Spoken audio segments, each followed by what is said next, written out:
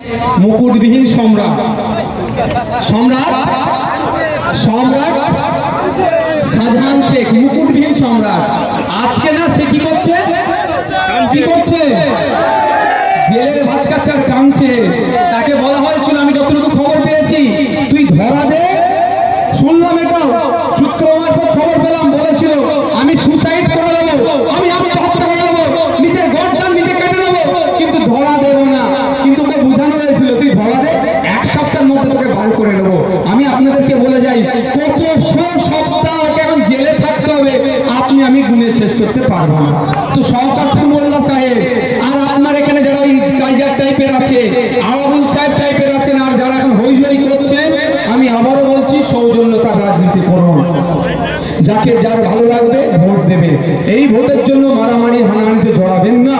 দিনের শেষে আরাবুল সাহেবই জেল খাটবে, দিনের শেষে কাইজার সাহেব যাবে, দিনের শেষে শওকত সাহেব যাবে, আর বড় নেতারা এসি রুমে বসে থাকবে। তাই আপনাদেরকে সতর্ক করে যাচ্ছি, কোন বেটা বাঁচাতে পারবে না জেলের ভাত খাওয়া থেকে, কোন বেটাকে বাঁচাতে পারবে না। যদি এত সাহস থাকে, শওকত মোল্লা সাহেবকে বলবো, আপনার মমতা ব্যানার্জি যদি আপনার হয়ে কথা বলে, আপনার নামে যে নোটরিয়াস ক্রিমিনাল লেগে আছে, আজ 3 বছর হতে যাচ্ছে, এটা তুলতে পারলেন না কেন মমতা ব্যানার্জিকে দিয়ে? অত সহজ নয়। মমতা ব্যানার্জি নওশাদ সিদ্দিকীর সাথে লাগে না, মাইকে অনেক কথা বলে বারবার বিজেপির টাকা নিয়েছে। আর আমি বলি, মমতা ব্যানার্জি যদি সাহস থাকে, কত টাকা নিয়েছে একবার বলে দেখা। যেমন শওকত মোল্লা একবার মুখ ফসকে বলেছিল, ওকে কোর্টে নিয়ে গিয়ে বসিয়ে রেখে তাকে জামিন নিতে বাধ্য করেছি। মমতা ব্যানার্জিকেও দেখবেন আগামী দিন ওদের নেত্রী আমার সাথে লাগে না, শুধু বলে বেড়ায়, কি বলে বিজেপির কাছ থেকে টাকা নিয়েছে। আর আমি কি বলি, কত টাকা নিয়েছে এটা বলুক, কত টাকা নিয়েছে একবার বলুক, এই বেশি কিছু বলতে হবে না। চাই 10 টাকা হোক আর যতই বলুক, শুধু সংখ্যাটা একবার বলুক। একবার বলে দেখতে বলবে না।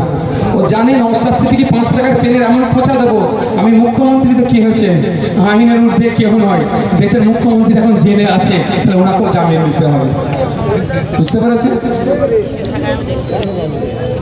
তাই বন্ধুগণ, আপনাদের বলবো, কারো প্ররোচনায় পা দেওয়ার দরকার নাই, শান্তিপূর্ণভাবে থাকুন। আজকে আমাকে প্রশ্ন করেছে ভাঙড়ে নিয়ে, আমি বিশ্বাস করে আমি এটা বলেছি যে আপনারা একবার যান, ক্যামেরা ছাড়া গিয়ে ভাঙড়ের মানুষের সাথে মিশুন। আমি বলেছি সাংবাদিকদেরকে যে একবার বলে থাকি, আবার আজকেও বলেছি, ক্যামেরা বন্ধ রেখে একজন সাধারণ নাগরিক হিসাবে ভাঙড়ের মানুষের সাথে মিশুন। ভাঙড়ের মানুষ কত সহজ সরল আবেগপ্রবণ পরোপকারী, তারপর আমাকে বলবেন। কিন্তু সেই ভাঙড়ের মানুষকে কুলসিত কারা করছে? এই শওকত মোল্লা টাইপ নেতারা, এই শাহজাহান শেখ টাইপ নেতারা। যে পঞ্চায়েত ভোটে যত হামলা হিংসা হয়েছে, শওকত মোল্লা সাহেবরা তো সব শাহজাহানদের কাছ থেকে মালপত্র নিয়ে এসেছিল।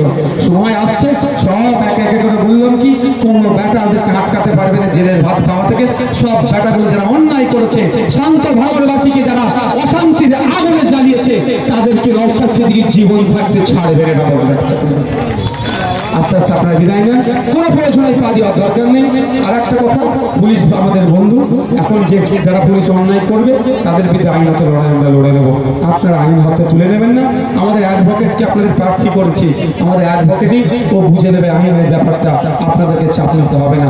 আপনারা আইনকে হাতে তুলে নেবেন না, অনুরোধ করছি আপনাদের। সকলে ভালো থাকবেন, সুস্থ থাকবেন। এই সম্ভবত